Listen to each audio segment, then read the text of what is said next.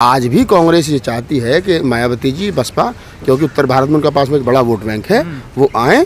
तो ऐसा नहीं है, बहन जी की भी 40 साल की अपनी राजनीति है, वो भी फूंक फूंक के कदम रख रही है बस। और उनको पार्टी भी बचानी है, समाज भी बचाना है और पार्टी का भविष्य भी बचाना है। बसपा की जब सरकार हुआ करती थी तो सारा सिस्टम दलितों के हाथ में होता था, ऊपर से लेकर नीचे तक। जो पार्टी नारा देती है लड़की हूँ लड़ सकती हूँ, और वो उसके ऑफिस के सामने उसका जो सचिव, निजी सचिव है प्रियंका गांधी का, वो इस प्रकार की एक लड़की और उसकी पार्टी के नेता और उसके पिताजी के साथ में हाथापाई होती है, और उसके बाद में पार्टी उल्टा अर्चना गौतम पर ही कार्रवाई करती है। ये दुखद है, नहीं होना चाहिए था, ये हुआ है, गलत हुआ है। 5 राज्यों का जो चुनाव है, अगर इसमें बसपा कुछ बेहतर नहीं कर पाई, और उम्मीद है नहीं कि बेहतर करेगी, लेकिन चलो फिर भी मान लेते हैं, चमत्कार भी होते हैं इस दुनिया में। अगर चमत्कार हो गया और बसपा ने कुछ बेहतर कर दिया, और अगर छत्तीसगढ़, राजस्थान, मध्य प्रदेश और अन्य 2 राज्यों में बसपा की ठीक ठाक पोजीशन रही, उसके हिसाब से फिर अगर बार्गेनिंग कांग्रेस के साथ, इंडिया गठबंधन के साथ करके इंडिया गठबंधन में बहन जी शामिल हो जाती है, बसपा शामिल हो जाती है, तो शायद बसपा का वोटर जो बसपा के साथ लगा रहे। और अगर इंडिया गठबंधन में बसपा शामिल नहीं होती है किसी कारणवश, तो बसपा जो है वो, बसपा का जो वोटर जिसको कहते हैं कोर वोटर कहते हैं, वो भी बसपा को वोट नहीं करेगा। आप समझ लीजिए, क्योंकि अभी जो बात इंडिया गठबंधन ये करे, लालू यादव जी ने जो कहा, जब उनसे पूछा गया कि मायावती को शामिल करेंगे, तो लालू यादव जी ने कहा कि पहले वो कांग्रेस बीजेपी से तो अपना रास्ता तोड़ दें। तो ये बात जो विपक्ष कह रहा है, ये बात पर फिर मोहर लग जाएगी कि आप अगर अकेले चुनाव लड़ रही है, तो अकेले चुनाव लड़ करके वो किसको फ़ायदा पहुँचाना चाह रही है, ये सारी चीज़ें जो फिर वो तय हो जाएंगी। फिर कहीं ना कहीं वो बात लालू यादव जी की भी पक्की हो जाएगी, बहन जी भी CDI के डर से अकेले चुनाव लड़ रही हैं, और अब वो जो भी 2-4-5% वोट पूरे देश में नुकसान होगा वो इंडिया गठबंधन का होगा। इंडिया गठबंधन संपर्क भी तो नहीं कर रहा ना मायावती से, देखिए। नहीं, प्रियंका गांधी जी मिलकर के आई हैं, और शायद आपको मालूम नहीं है, मैं अंदर रहा हूँ, मुझे पता है कि बहन जी की और सोनिया गांधी जी की बहुत अच्छी दोस्ती है आपस में, उनकी बातें होती हैं। तो ऐसा तो नहीं है। जब आपको एक संस्मरण याद होगा कि जब सपा और बसपा का, ऐसा क्यों कह रहे हैं, लालू यादव क्यों कह रहे हैं, क्यों नहीं कह रहे हैं, लालू यादव उस इंडिया गठबंधन का एक छोटा सा पार्ट है, गठबंधन नहीं है। आज भी कांग्रेस ये चाहती है कि मायावती जी बसपा, क्योंकि उत्तर भारत में उनका पास में एक बड़ा वोट बैंक है, वो आए। और ये कोई बड़ी बात नहीं है कि चुनाव 5 राज्यों के चुनाव के बाद में और 2024 के चुनाव से, आम चुनाव के चुनाव से आचार संहिता लगने से पहले, ये विचारणीय प्रश्न है। जो बसपा का कोर वोटर है, और जो मान्यवर साहब काशीराम ने बड़ी मेहनत से OBC तैयार किया था, OBC भी बीजेपी में चला गया, मुसलमान अखिलेश के साथ चला गया, अकेले चमार के बूते राजनीति होगी नहीं, और वो भी अब गठबंधन या कांग्रेस का सहारा देख रहा है। अगर बहन जी ने इंडिया गठबंधन से उसके साथ वो नहीं गई, अकेले चुनाव लड़ी, तो मैं दावे के साथ कह रहा हूँ कि लोग इंडिया गठबंधन में चले जाएंगे और कांग्रेस को वोट देंगे। बगैर शर्त बसपा चली जाए गठबंधन में? मैं तो नहीं कह रहा, मैंने तो ये कहा ही नहीं कि बिना शर्त चला जाए। मैं कह रहा हूँ कि बैठ करके टेबल पर बात की जाए, कॉमन एजेंडा बनाएं। जब कॉमन एजेंडा बनेगा, एजेंडा सेट होगा, तो फिर ऐसा तो नहीं है कि अभी तो बात ही नहीं हुई। क्या कांग्रेस ने ये कहा, क्या इंडिया गठबंधन की तरफ से कहा कि हम कुछ नहीं देंगे? अरे आप पहले 50-60 सीटों पर, खबर ये आती है ना, कहीं कहीं सुनने को मिलता, देखिए ऑफिशियल बयान तो नहीं, लेकिन लोग कहते हैं ऐसा कि बसपा चाहती है कि मध्य प्रदेश, राजस्थान और छत्तीसगढ़ में भी कांग्रेस के साथ समझौता हो। वहाँ कांग्रेस समझौता करना नहीं चाहती, यूपी में करना चाहती है बसपा। देखिए आप समझिए, अगर कांग्रेस यूपी के अंदर 20 सीट चाहती है, तो कांग्रेस को बड़ा दिल दिखाना चाहिए। उसको पंजाब में, छत्तीसगढ़ में, मध्य प्रदेश में, उत्तराखंड में बसपा के लिए, और हरियाणा में 1 सीट अम्बाला कैंट जो है, जहाँ से बसपा जीती है, वो सीटें बसपा के लिए छोड़नी चाहिए। ये सच्चाई है। और बसपा को अगर उत्तर प्रदेश के बाहर 10-15 सीट मिलती हैं, 15 सीट भी मिल जाती हैं, और यहाँ 30 सीट लड़ लेती है, कुल मिला के 45 सीटों पर बसपा चुनाव लड़ती है, और 45 में से 25-30 सीट से बसपा जीत करके आ जाती है, तो अच्छी बात है। बसपा जिंदा रहेगी। ऐसी सहमति नहीं बन रही ना, कांग्रेस ऐसे सहमत नहीं है। हो सकता है जो मध्य प्रदेश, छत्तीसगढ़, राजस्थान का चुनाव परिणाम आएगा विधानसभा, उसके बाद में कांग्रेस की मजबूरी बन जाए। अभी देखो राजस्थान, मध्य प्रदेश में और छत्तीसगढ़ में बहन जी ने, बसपा ने जिस गठबंधन से, जिस राजनीतिक दल से, JJP से जो गठबंधन किया है, तो वहाँ की दोनों स्टेटों में उसका अच्छा वोट बैंक है, और दोनों स्टेट में वो जनजातियों की पार्टी है। तो ऐसा नहीं है, बहन जी की भी 40 साल की अपनी राजनीति है, वो भी फूंक फूंक के कदम रख रही है बस। और उनको पार्टी भी बचानी है, समाज भी बचाना है, और पार्टी का भविष्य भी बचाना है। लेकिन फिर भी मैं यही कहूँगा कि कांग्रेस को बड़ा दिल दिखा करके बसपा के लिए कुछ सीटें छोड़नी चाहिए, और बसपा को भी हठधर्मी छोड़ करके इंडिया गठबंधन के साथ आना चाहिए, क्योंकि लोकतंत्र बचेगा, संविधान बचेगा, तो हम सब बचेंगे। कांग्रेस कह रही है कि हम जातीय जनगणना कराएंगे। अच्छी बात है, करानी चाहिए, हम तो समर्थन करते हैं। हम तो पहले दिन से कह रहे हैं, जिसकी जितनी संख्या भारी उतनी उसकी हिस्सेदारी। अगर कांग्रेस आज इस बात को कह रही है, और वो चाह रही है कि जातीय जनगणना होनी चाहिए, तो पहले तो मुझे कांग्रेस की नीयत पे शक है, क्योंकि जो 2011 में जातीय जनगणना हुई थी मनमोहन सिंह की सरकार में, उसके आंकड़े इन्होंने जो रिलीज नहीं किए, तो अब वो कह रही है कि हम इसको कराएंगे।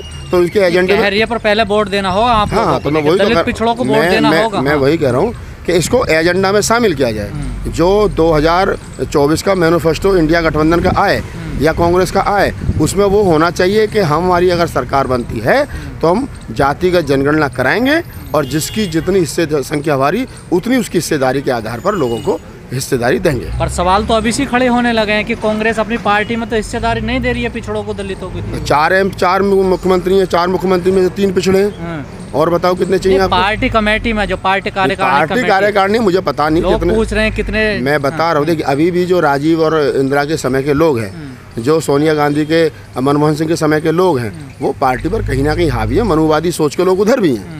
मैं कांग्रेस को बहुत अच्छी पार्टी नहीं मानता, लेकिन मैं ये कहता हूँ कि मेरे सामने अगर 3 दुश्मन खड़े हो, एक 100 जूते मारेगा, एक 50 मारेगा और एक 10 मारेगा, और पिटना जरूरी है, तो मैं कहूँगा भैया 10 जूते वाले से पिट लेता हूँ।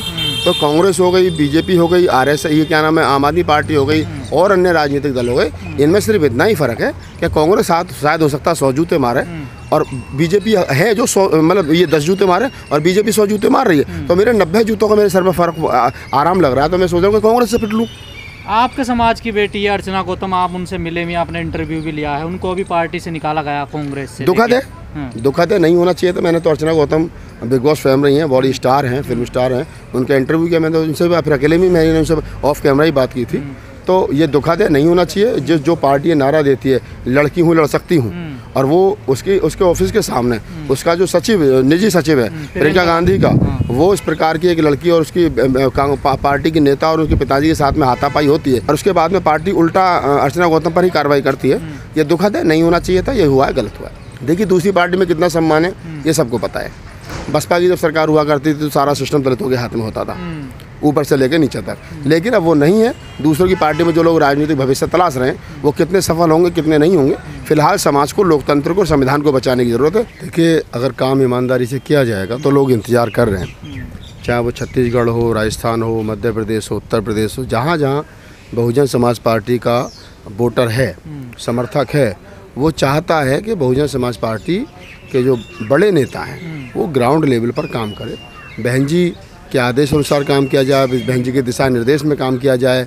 और आकाश आनंद जिस प्रकार से काम कर रहे हैं, हालांकि बहुत सारी चीज़ें भविष्य के गर्म में हैं, कितने % लोग जो है वो आकाश आनंद को पसंद करेंगे नहीं करेंगे, लेकिन जो बात आपने कही कि लगता है कि कुछ पार्टी में जान जो है वो पड़ रही है, तो ये वही मध्य प्रदेश है जहाँ कभी 2008 में बसपा की सरकार बनने के हालात बने थे।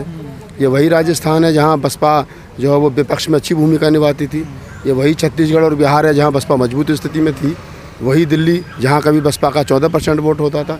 यूपी में 4 बार CM रहे, पंजाब में 3 सांसद जीत करके आए, जम्मू एंड कश्मीर में बसपा की बड़ी अच्छी स्थिति थी। तो उत्तर भारत में हिंदी भाषी पट्टी पर बहुजन समाज पार्टी हमेशा से एक बड़ा राजनीतिक दल रहा है।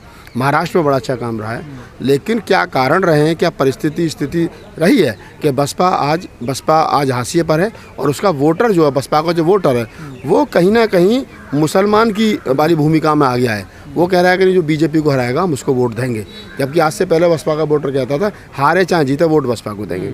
लेकिन अब वो अगर उस पर आया है और आकाश आनंद की जो मेहनत है वो कितनी रंग लाएगी कितनी रंग नहीं लाएगी, ये सारी चीज़ें भविष्य के गर्म में हैं। 2023 का जो मध्य प्रदेश, छत्तीसगढ़, राजस्थान जो 5 राज्यों का चुनाव है वो बता देगा, रिजल्ट उसमें आएगा। कर रहे हैं ना, देखिए काम करना। आपके घर में 2 बच्चे हैं, एक बच्चा किताब लेकर के पढ़ता रहता, माँ बाप को लगता बहुत पढ़ रहा है, और एक बच्चा जो आया 2 घंटे पढ़ा और चला गया। पता चला जो पूरे दिन किताब लेकर बैठा रहता था उसको फेल हो गया, और जो 2 घंटे आकर पढ़ता था वो उसने क्लास को टॉप कर दिया। काम करना और काम करवाना दोनों में फ़र्क है। आकाश आनंद खुद कितना काम कर रहे हैं, लोग उनको कितना लाइक कर रहे हैं, दिल से कितना प्यार कर रहे हैं, तो इसका रिजल्ट तो जब सामने आएगा, मध्य प्रदेश, छत्तीसगढ़ और राजस्थान का जब चुनावी रिजल्ट सामने आएगा, जब पता चलेगा कि आकाश आनंद को कितना लोगों ने पसंद किया, आकाश आनंद के नेतृत्व को लोग स्वीकार कर रहे हैं नहीं कर रहे हैं। और हम तो कह रहे हैं कि आकाश आनंद को राजस्थान या मध्य प्रदेश या छत्तीसगढ़ की कोई एक बढ़िया सी सीट देख करके मेरा ये मानना है कि उनको विधानसभा चुनाव लड़वाए पार्टी, और आकाश आनंद को विधानसभा चुनाव लड़ना चाहिए, ताकि लोगों को ये लगे कि आकाश आनंद जो है वो नेता बनने की प्रक्रिया में है।